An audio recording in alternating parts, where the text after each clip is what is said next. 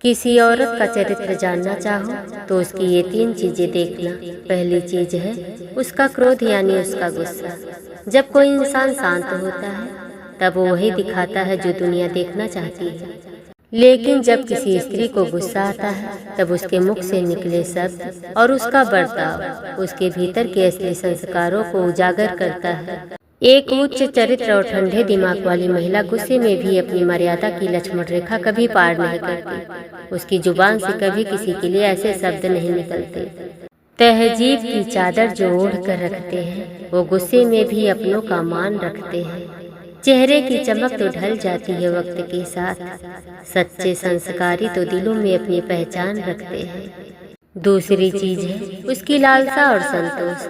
सच्चा चरित्र इस बात से भी आंका जाता है कि कोई इंसान धन दौलत और दिखावे को कितनी अहमियत देता है।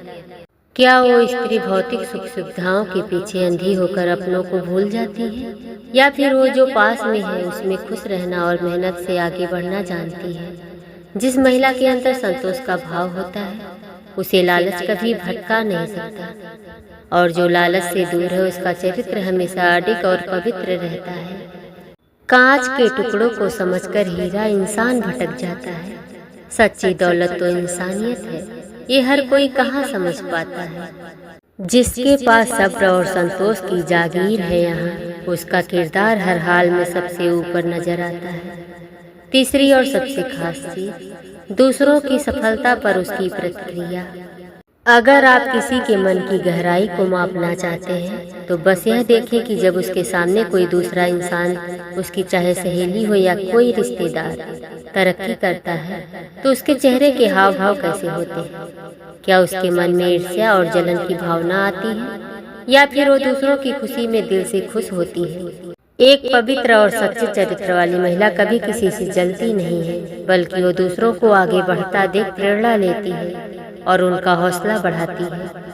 दीपक वही है जो दूसरों के घर में भी उजाला करते, दूसरों की कामयाबी पर जो मुस्कुराते, वही दिल बड़ा है।